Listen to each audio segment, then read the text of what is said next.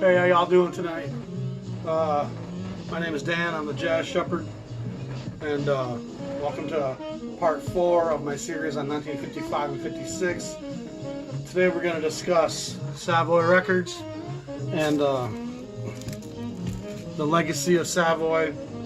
The first thing I realized compiling my Savoy collection, and I mentioned this earlier in some of my other sessions, was Savoy's a record label very much stuck in the 40s, even as we go into the 12-inch era, 55, 56.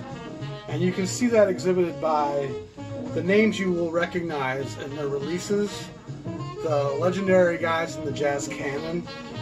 Those releases are all going to be recordings from an earlier period, from the late 40s, early 50s. We're talking about your Parkers, Gillespies, Navarros, Lester Youngs, even Earl Garner, Mary McPartland, those kind of guys and gals. Herman Lubinsky was another Jewish guy who ran the label, and I'm going to read a little quote here. Lubinsky has been described as an arrogant bully, the quintessential loudmouth, overweight cigar-smoking record man with little apparent charm, as a colorful character endowed with shrewd business sense, and as a rather profane cheapskate who had a low opinion of many of the musicians who he recorded. He was best known for his desire to cut expenses at all costs. And I think that tells you something about the label, about their art department.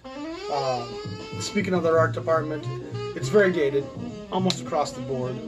And it's full of tricks because Savoy Records over and over will issue the same record with a new cover. And at least unlike Prestige, they don't give it a new number. It's still the same number. It's just Cannonball Adderley, there's 4 copies of that record. I think Lubinsky's overall business acumen obviously compromises the music a lot and prevents some of these guys from really expressing. I don't think Lubinsky was terribly really interested in what was happening currently in jazz or trying to document that. And as the 55-56 era comes in, there's not a lot of current recordings that are going to really raise your interest. Savoy was in Newark, which is a satellite city in New York City for those who don't know. It's in New Jersey, just on the opposite side of Staten Island. It was very Italian, Jewish, and black city. This was before the real racial conflict of the 60s, of course. So Savoy, being a regional label, was distributing to those demographics. There's a lot of white releases, some Jewish and Italian cats, and some black cats. Towards the end of 56, Savoy really starts to reach its stride, and they start to release records by guys like Bird, Mobley, and Morgan. Let's get through a few records here just to give you some ideas. Here's some Fats Navarro, early recording. We got some Coleman Hawkins and Charlie Parker, early recordings. More Parker, late 40s. This is the Cafe Bohemia record. This is a tough record to find for those who've never seen that. That's the original cover of that. It's got Adderley, Nat Adderley, Horace Silver, Cannonball, Donald Byrd, Paul Chambers, Jerome Murchison. Fantastic record, very hard to find, especially in that condition. Cannonball's first release as a solo artist. Some of my favorites here. There's Gillespie again. We're showing you the content of this early stretch. This is a cool record. Kenny Clark, Wendell Marshall, Hank Jones. This will actually be a kind of a current recording that they didn't do a lot of at this point. Howard McGee, Milt Jackson. Love Howard McGee, a great trumpet player. Really has a nice wavy moding, what he's feeling. Jimmy Scott, little Jimmy Scott. I love little Jimmy Scott. He's a great singer, soprano voice, diminutive fella. Sings with a lot of soul, a lot of heart. Wears his heart on his sleeve, kind of. Big fan of his records. A lot of his early stuff was going to be on Savoy, and he kind of disappeared for a while, had some health issues. David Lynch and Twin Peaks actually brought little Jimmy Scott back to the fore in 1990 with the Fire Walk With Me and Sycamore Tree and all that. It was great to see little Jimmy still doing his thing, still could sing. Here's where Savoy really starts to get into their modern era with the Donald Byrd record. Tough to find. That can go for hundreds of dollars, unfortunately. Hank Jones, as my friend Jean Michel will tell you, this guy is one of the great piano players that's unheralded. People don't really give him enough of his due respect. He played on so many records as a side guy. If you see Hank Jones on a record, that's all the reason you need to grab it. Another fantastic Hank Jones trio record. So a few people have asked if all the records I post in these videos are all mine. Yeah, they're all mine. All those photos are my records, my collection. This is a Mingus record, Jazz Workshop, with Willie Cirillo, Tio Macero, and John Laporta.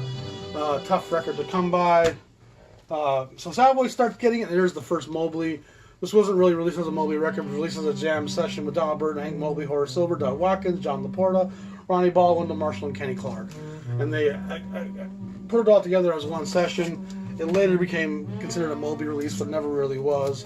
And one of my favorite Savoy covers, I think one of the best covers they did, was this record with Kenny Burrell, Paul Chambers, Pepper Adams, Tommy Flanagan, Jazzman Detroit. It's got the city of Detroit with some dated graphics over the top of it. But that's kind of what Savoy was doing. They weren't really interested in making cutting edge design. They were just putting music out, churning it out, very much just about making a dollar. I love Savoy. I love the feeling I find when I find an old Savoy. They're tough to find in the Midwest. You know, old presses of Savoys are pretty much non-existent out here. You can find some of the later 70s Oxblood pressings with the lesser label.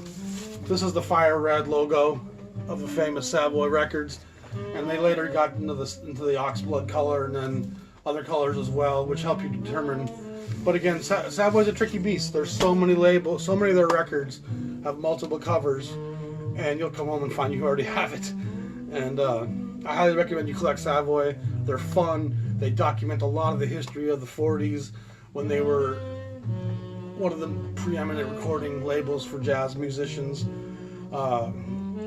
They stick around a long time. They start getting into gospel in the 60s and 70s. They have a great legacy. It's one of those cool labels where if you find an old Savoy, just grab it. Unless it's the Byrd or the Mobley or the Morgan, it's not going to be super expensive. Even those Hank Jones LPs, which to me are priceless, you can get them for $30-40 usually, sometimes less if they're beat up. And they're always worth it because old jazz records beat up will play. Don't worry about the condition. It's cool to have it, period.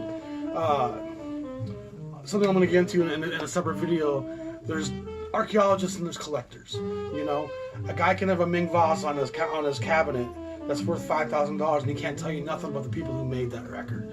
An archaeologist can find a pottery shard and through insight and wanting to understand can tell you a lot about the people who made it. And jazz records, you can have a beat up record and still learn a lot from it. You can still glean a lot from it. The spirit, the consciousness, what are these guys emoting? It doesn't have to be pristine and clear. I think sometimes people put a $5,000 vase on their shelf so they can be seen as a certain way, be perceived as a certain way, to be perceived as a knowledgeable person. But it's the guy with the pottery shards that can actually give you that insight and give you that look into these people. You know, you can go to Pompeii and look at the beaches and the artifacts and the tourist trinkets, or you can look at that volcano and tell the story. And the story in these records isn't about your hi-fi pressings and your $200, version of something. The story to be told is the oppression that built this music and forced these people to emote in a language that they could speak in code about how they felt. And that's the essence of jazz. That's the magic of jazz. It's not about, look how expensive my copy of something is. It's about, golly, what put these men into this place where they could speak into this horn this great truth about the times they lived in. And when you feel that pottery shard, when you feel that connection to that history, it's tangible and it's alive and it will speak to you. That's what jazz should do. I'm the Jazz Shepherd. Tune in next week where we do Bethlehem. I'm excited about part 5. I've been collecting a lot of Bethlehems lately to kind of fill in some gaps. I got about 80 records from this period from Bethlehem to share with you. Gospel Goldie's interesting character. And you can tell their target audience is very different. So I'm the Jazz Shepherd. Tune in soon. Check out my channel. Please subscribe. Hope to hear from you all soon. Tell me what you think. What's your favorite Savoy, people? Have a good night. Peace.